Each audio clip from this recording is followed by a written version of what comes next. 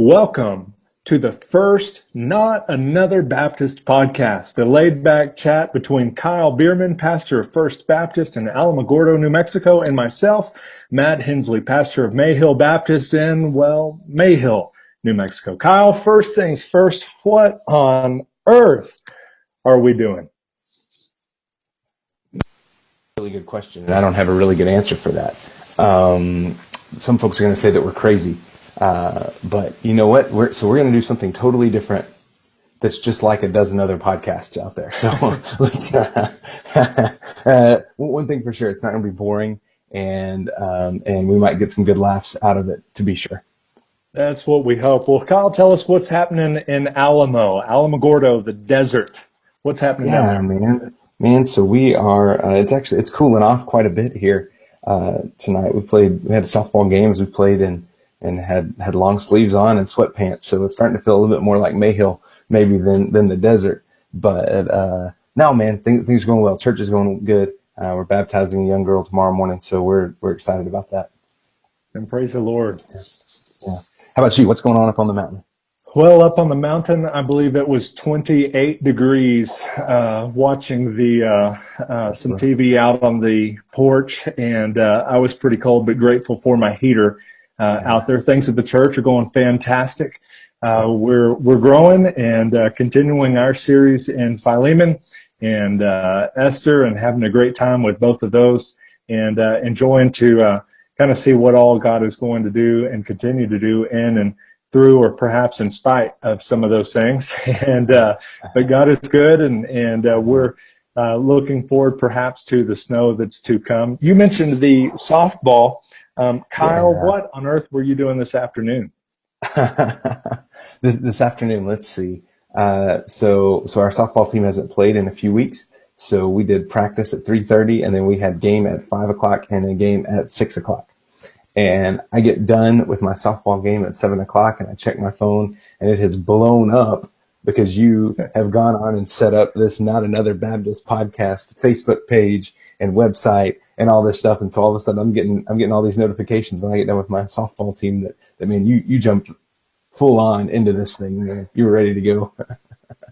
I have the tendency to do those things. So in other words, what you're saying is you were farting around while right, I was doing the Lord's work and getting this off the ground. Yes, this afternoon while you were in your sweats and playing softball, we traveled to Cruces and had lunch at Rebecca, my wife, and our favorite restaurant is Genghis Grill. That used to be kind of our date night place back when we were in Texas. And so we made a long little drive to Cruces and took the girls and our $60 pourer for that, and then walked around the mall to kind of walk off the carbs and the goodies we ate there, and made it back. And we had the idea about the podcast, and I just jumped in and started making Twitter pages and Facebook pages. And I was like, hey, I'm done. That's the end of what I know how to do with podcasts. I can make a website. I can make a Twitter page. I can make a Facebook page. And then it's like, well, now what? And so here we are right now. We're trying to figure out if this is going to be Audacity, if this is going to be YouTube, whatever we need to do to get this fantastic content into the ears of the people that will listen to this train wreck. And but I'm looking forward to seeing what all we'll cover. And so, Kyle, I know you there at First Alamo. I can't remember when it was founded. What year was it founded? So First Baptist Alamogordo was founded in 1898. So we are getting ready to celebrate our 120th anniversary next year. Wow, praise God. And we're awesome. 1903 here. And so we have that in common. We're in churches that have been around longer than we have, and longer than our parents have, and perhaps longer than our grandparents, probably going all the way back to even before New Mexico was a state. Yet one of the things that we have in common is church revitalization and working through some of the NAM content and whatnot. And so, Kyle, one of the things we'll be talking about through the podcast will be church revitalization. Tell us about some of the revitalization work you're doing there in Alamo. Yeah, so for the record, New Mexico became a state in 1912. So yes, both of our churches are quite a bit older than the state of New Mexico. So First Baptist Alamogordo, for a long time was a traditional downtown, First Baptist church. Our facility is still in downtown Alamogordo.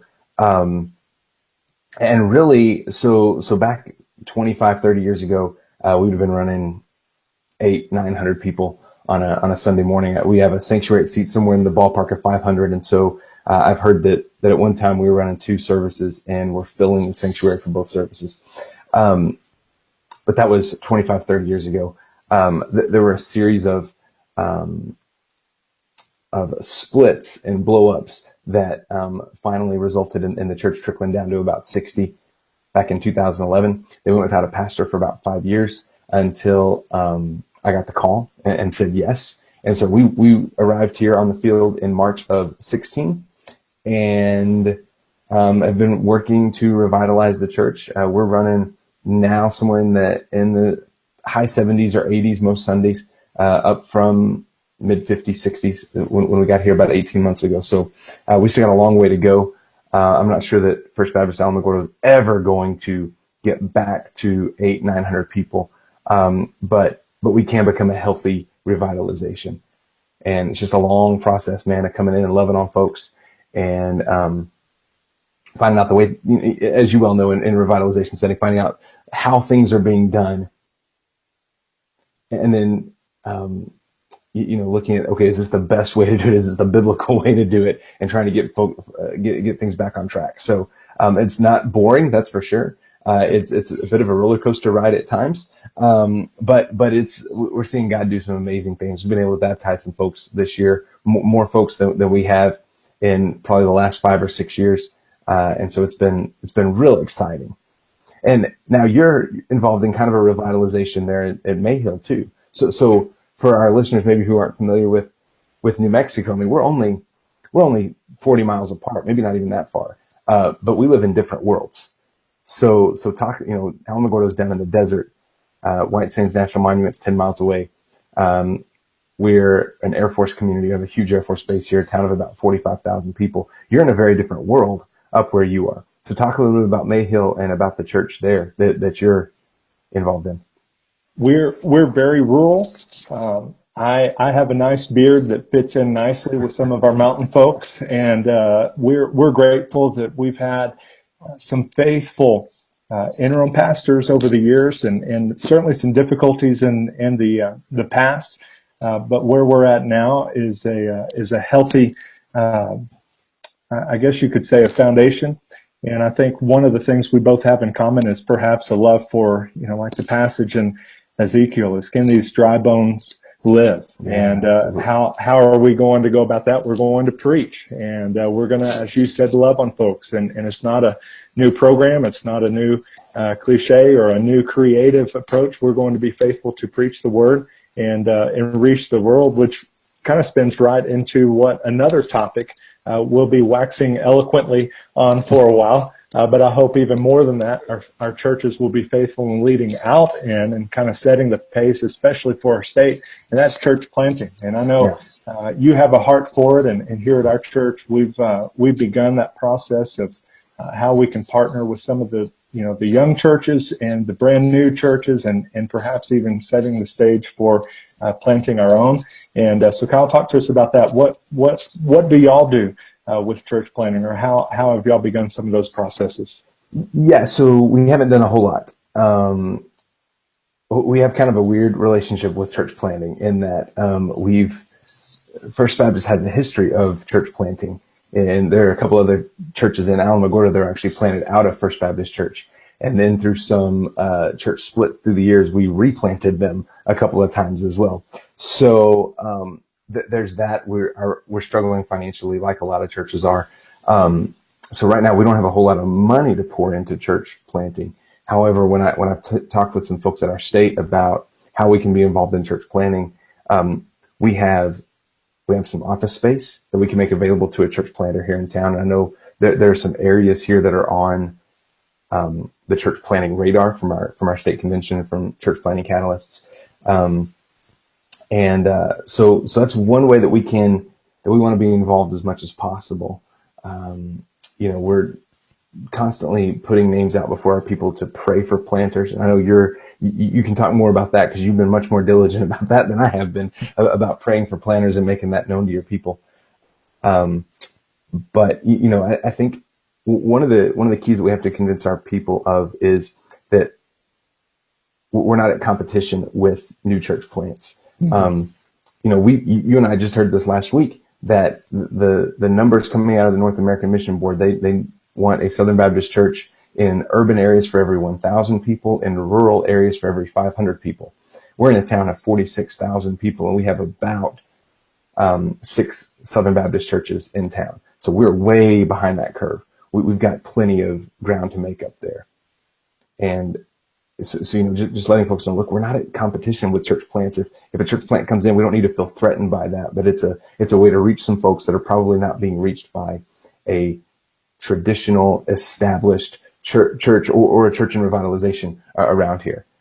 So tell us what Mayhill's doing, because I know you guys have some pretty exciting stuff going on with church planting that you're getting involved in as well. Yeah, and some of it perhaps I would like to wait until we finalize our budget, because as we all know, that comes with some uncertainty. But Lord willing, and our congregation willing, as we move forward into 2018, we'll be setting aside 4% of our income every month for church plants. And in the beginning, of course, if we don't have anybody lined out directly, we'll set that aside and kind of a pool of money and have that there, and some funds for some of the specific needs that they might have, whether it's sound systems, or we found out one need that a church planter really just needed help driving to and from folks' house and getting around in the town, and so having a way to maybe give gas cards or that sort of thing. But one of the keys that we've set aside for our church is that it's not going to be a matter of just sending a check every month, which is important, but also sending our prayers, which is important, but also us going ourselves. And so, when a church plant in our neck of the woods, or one that we're supporting, is having a block party or something of that nature, where we can send a group of folks that would love on them and help them out, just do whatever is needed. Sometimes that's the best thing that you can give them. It's not just your prayers or your money, but being there and supporting them alongside of what they're doing. And so that's one of the things that I found, and I know you found, is when you've got missionaries in front of your church, your people are more apt to give. And when you've got church planters in front of your church, and where they know their names, know their family, know their church, and what's going on there, that they're more apt to open up the pocketbooks and help them any way possible. But more than that, even be willing to get in the car and maybe drive an hour, 2 hours, and help them out with an event. And so that's some of the DNA that we're trying to set in our church, and lay the kind of groundwork for that, and really set the pace for our folks to be part of the church planting in our state, because it's a need. As you've heard Absolutely. The same statistics that we have, because we're close enough together. We've got about 90 to 95% lostness, and that's a sad word, but at the same time, it's a great opportunity. And so I'm stoked to see how God will move in our churches and in our convention and in our state as we reach the lost, because it kind of goes back to that same thing. We preach the word, and we'll reach the world. And so I'm grateful for that opportunity, and I love our generous church, and excited to see them move from just being spectators to being in that fight with those folks. And so our church, I really believe, has some good days ahead of her, and I believe will be a vital part of the church planting efforts of our state, and I think Alamo will as well. And that kind of sets the stage for a few of the topics that we'll be talking about here on Not Another Baptist podcast. We'll look at church revitalization. That's going to be a main topic. We'll talk through some of the things we're dealing with, things that we've learned, and hope that we can help other pastors that are in the same boat. We'll talk through planting. We'll bring on some planters that we can hear what God is doing in their churches and in their communities. And then, of course, being Southern Baptist, we've got a lot of ground to cover with some topics that we could discuss and chat about, and just have a good time talking.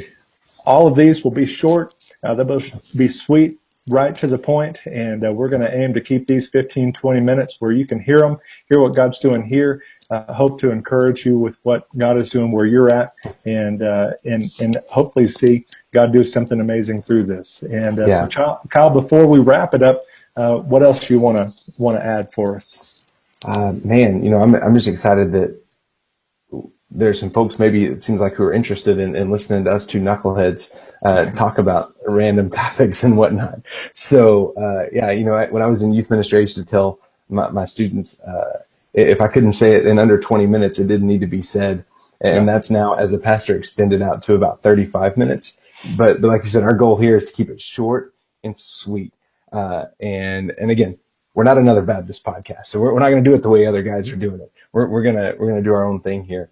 And I'm just excited to see where it goes, to see what the Lord does as we have a chance to talk revitalization in New Mexico, to talk about some different topics that are current to the Southern Baptist Convention, and just do life and cover some topics in ministry. I think we're gonna have a good time, and we might even learn a thing or two along the way as well. Awesome. I hope we learn just as much as our listeners will. Where we would love to connect with you on Facebook at Not Another Baptist Podcast, and on Twitter at NAB_podcast. We'd certainly ask for you to support us on Patreon at Not Another Baptist Podcast to help offset the cost, and ask you to stay up to date with what's happening with this train wreck. I mean, this Not Another Baptist Podcast. That's what we should have called it. That's right. Yeah, the train wreck. Absolutely. But until next time, may your coffee be as black as night and as bold as the gospel you proclaim. Have a great day, and God bless.